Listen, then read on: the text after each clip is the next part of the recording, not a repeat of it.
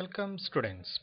In the previous session we have discussed, or in the previous module we have discussed about how to program the 8051 peripherals so that we can use those peripherals to implement various applications as per our design or our desired. Now in this module we will be looking into how to interface various external peripherals into the 8051 or with 8051 microcontroller and realize various applications. So this module basically discuss about how we can interface an external LED to our 8051, how and operate it for various applications. Similarly, how we can interface several 7-segment displays or LCD, how we can interface the ADC and DAC modules, etc. So let's begin with the session with the first interfacing block, that how we can interface an LED with 8051 microcontroller. So before going into the details of interfacing, let me discuss about a little bit about the operating conditions of the LED. So if we take, we know that there are different types of LEDs that is available in our market. So if you take a particular type of an LED, here I have considered a 5 mm LED which emits which different types of colors based upon the uh, material of which it has been made of. So if you look to this, the most important thing which we have to analyze, or we need to conceive from this particular picture, is that based upon the color which the LED emits. So if we use a red LED, the forward voltage or the voltage drop across the LED required ranges between 1.8 to 2 volt. Okay, and you can see that all these specifications for different colors, for red we have 1.8, for orange 1.8 to 2, and if you go for yellow the same ranges is there, but when we move on to green it is something around 3.2 to 3.4. Okay, and similarly for blue also we have 3.2 to 3.4, and for white color LEDs we have again 3.2 to 3.4. So these are some of the specifications which has been obtained for a particular type of LED. So once we have a particular type of LED with us, we need initially we need to identify the characteristics of that particular, the operating conditions. So what is the required amount of forward voltage drop that is required, as well as the current at this particular voltage required, so that you will be getting the specified amount of luminous. Okay, and the wavelength will be clear in for the given type of LED. So here for this or in our session I will be making use of this particular table as reference. So here we have all the forward voltage drops defined at an test current, or defined as a at the drive current of 20 milliampere. That means if I choose a red LED from this particular table, I can use a voltage between 1.8 to 2 volt across across its terminal, so that it will be turning on. Together with the power supply should provide a current of 20 milliampere. Then only I will be getting this luminous from this LED, from this red LED, in the range of 4000 to 5000 MCD. Okay, so that's the reference for here. And now let's move on to the interfacing session. So in general, this scheme of interfacing an LED with a microcontroller is not limited to 8051 alone. It is, this particular scheme can be applied to any type of microcontroller, or any microcontrollers that we make use of, uh, use for developing various applications nowadays. Okay, it's not limited to the 8051. That means the high side control scheme described here and the low side control scheme described here is not limited.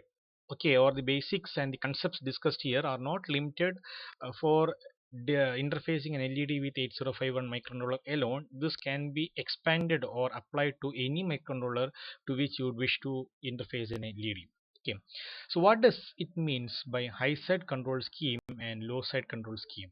High side control scheme means in order to turn on the LED, we need to provide a logical 1 at the port pin to which the LED has been interfaced.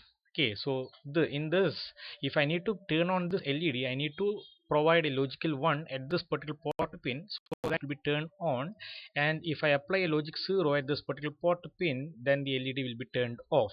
Okay, and in low side control scheme the opposite happens. If I need to turn on this LED, I need to supply a logic 0 at the port pin, and if I need to turn off the LED, then I need to apply a logic 1 at the port pin. So that's the basic difference. Okay, so here you can see that in high side control scheme the LED is by default, the cathode terminal of the LED is by default connected to the ground. Okay, so this can be also mentioned as a LED which has been configured or which has been interfaced in the pull down resistor scheme. And here you can see the anode terminal of the LED is be connected to the input voltage or a power supply voltage with through a resistor. Okay, so this can be defined as a pull configuration of the LED that is being interfaced with the 8051 microcontroller. Okay, so when we need to apply these different types of control schemes or this pull up or pull down schemes to the while interfacing an LED, that's the next question.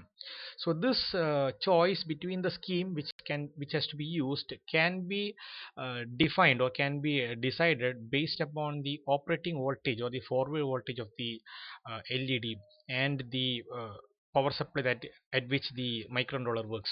Okay, for example, our 8051, let us assume that our 8051 works with a power supply of 5 volt. Okay, so in this case you can go for the high side control scheme very easily, because the maximum voltage, the voltage drop that is maximum required for your LED interface is in the range of 3.4, as we have seen from the previous table. So in that case we can go directly for the high side control scheme. But in there may be some cases where the power supply that is supplied to the 8051 or the power that the at which the 8051 works or the controller works may be somewhat between 3.3 or 1.8 volt. Okay, in such low voltage microcontrollers, when we need to interface an white LED which requires 3.4 voltage across its terminal for forward biasing, okay, it cannot be provided by the supply given to the 805 or given to the microcontroller. Okay, so in that case we go for the low side control scheme, so that we can use an external power supply and ensure that the during actuating or during turning on and turning off the LED, the appropriate current and voltage is being supplied to the LED, so that the required luminance is also obtained from that. Okay, so when we go for the further interfacing, we need to find the value for the resistance which we are connected in the control schemes. So if you go for the high side control scheme, as I told, when we supply logic 1 at this particular port pin, we can turn on this LED. Okay, so this terminal will be normally grounded, that means the potential is equal to 0. Okay, so in this case the logic 1 here means it is mentioned as VOH. Okay, that voltage at the output logic output voltage at logic 1, okay, is defined as VOH in the data sheet of the controller. So VOH is a voltage that appears here, and we have the LED drop that is defined as VLED. Okay, and we have the drop across the resistance defined as the current that flows through the resistance and multiplied by the resistor value, that is I into R. And here you can see that the current that flows through this particular branch is equal to the current that flows through the forward biased or turned on LED, which is defined as ILED. So VOH minus VLED minus ILED into R minus or equal to 0, or minus 0 equal to minus 0 equal to 0. Okay, if you apply the KVL loop, so from this we obtain that the value resistance R is equal to VOH minus VLED divided by ILED.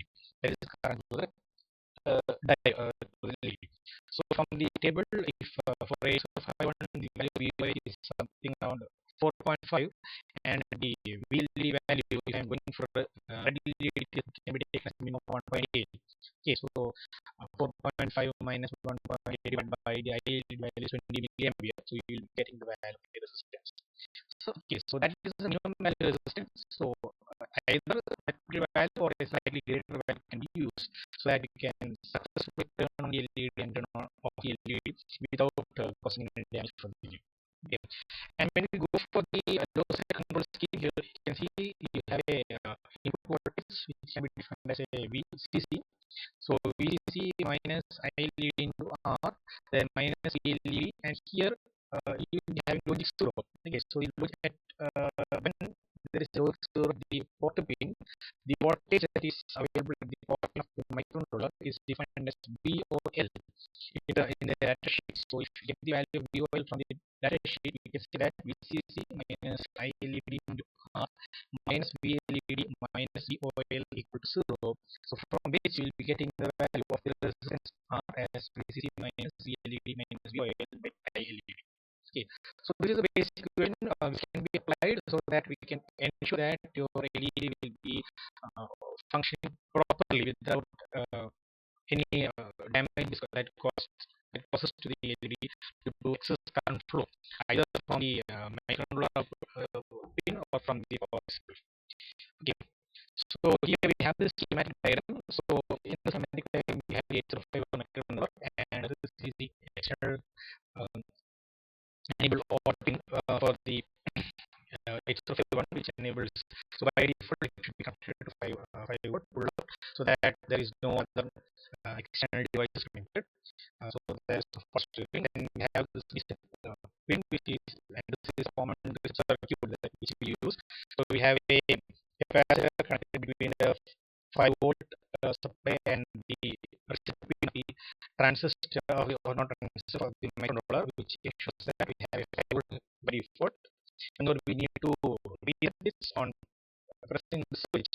The body will be discharged to the resistor down, making a 0 voltage. So a high load transition reset pin and makes the resetting of the microcontroller. Okay. And in order to ensure the functionality, we need a crystal oscillator, and so here we have the most commonly used crystal 11.0592 megahertz connected across the XT1 and TL2 terminals. And for the combination of the crystal circuit, we need to connect two more capacitors. So by default, the preferred value or the most preferred value of the capacitors that you can use is of 33 picofarad. Is okay. And here we have two LEDs. One LED is connected in the high control scheme, and the other one is the low control. This is the control scheme, and this is the high control scheme. Okay, which is normally used. So here the low controlled control scheme LED is interface with port 0.7, and the high control scheme is connected to port P2.7. Okay, so we will be discussing the programs in the next session, where we will be discussing how to turn on this LED in a particular manner, and this one will be used in another manner. Okay, so the first program is for the LED which is connected to the port 0.7, which is in the low control scheme. Okay, so initially I am setting the port P 0.7 so that it will be turned off, and I am calling delay subroutine. Then I am clearing that particular port value so that it turns on the LED. Okay, so writing logic 0 is equal to this, for that I am writing this instruction P.P0.7. So it turns on the LED, and again I am calling the same delay subroutine. Okay, and after that I am repeating. So on executing this program, you can see that the LED that is connected to the P0 port 0.7 is turned on and turned off in a continuous manner with a delay is described by the delay subroutine. Okay, and here you can see that the LED is interface using the low control scheme.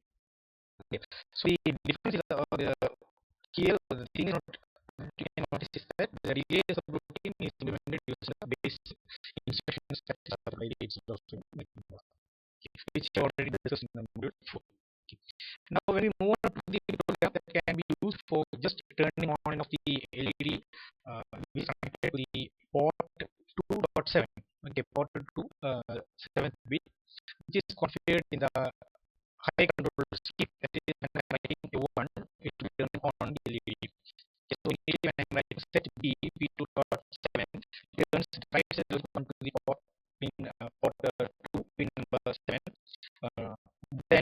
on the LED, and after that time again calling a delay, and here then after small delay, so I'm going to clear that particular fog value so that the LED will be turned off.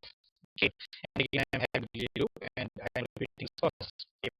So the difference between the previous program and this program is that in this program, first I am turning off the LED and then turning on. Here initially turning on and then turning off the LED. So that's the opposite manner.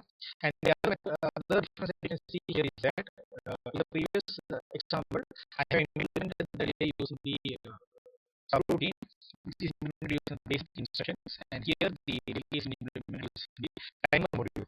Okay, so that that will be more clear. That timing of turn on and turn off the LED will be more accurate in this particular case. Okay. So based upon the need and based upon the need, we can you go for either previous type of programming or for this method of programming. Okay. So if it is just mentioned for you that we need to just turn on the LED and turn off the LED in any delay as required, as per a particular delay that is required, it can just turn on it. Just say total of the LED is required. In that case, you can go for the first type of programming where the delay is implemented using basic instructions in the subroutine. And if it is specified that the LED should be turned on for 1 second and turn off for another 1 second, that is the delay of on and off the LED is specifically mentioned in our question. It is specifically mentioned. In that case, it is always preferred or suggested or recommended to follow this particular implementation of the delay subroutine using the timer module that is available in our 8051, so that you can achieve that particular delay in a more accurate manner. Okay. So that's about the interfacing of an LED with a 8051 microcontroller. So we have looked into the basic operating conditions of the LED, which says that for different colors of LED we need different forward voltage drop across the LED, as well as the current that is drawn by the LED during its activation stage is different with respect to the physical dimensions of the LED and the semiconductor that is used. Okay, so that we need to initially understand. Then based on these informations, we can go for either the low state control scheme or the high state control scheme during interfacing. And in this, we have looked into the equations which governs how to set the value of the resistor. And finally, we have looked into a simple interface diagram between LEDs and between LED and 8051. And both the configurations has been tested, and the code how we can implement this turning on and off of the LED. For that we can use a delay function. We need a delay, so the implementation methodology is delay using basic instructions, and the timer module was researched. So it was interpreted, or the conclusion from this was that depending upon the application, if a time of on and off is specifically mentioned, then it's better to go for the timer module based for the time interval, then implementation using timer module. Or else if it is just mentioned to turn on the LED and turn off the LED, we can go for the simple delay subroutine implementation using the basic instructions of 8051 microcontroller. Okay, thank you. So in the next class, we will be discussing about how to interface a 7-segment display with 8051. Thank you.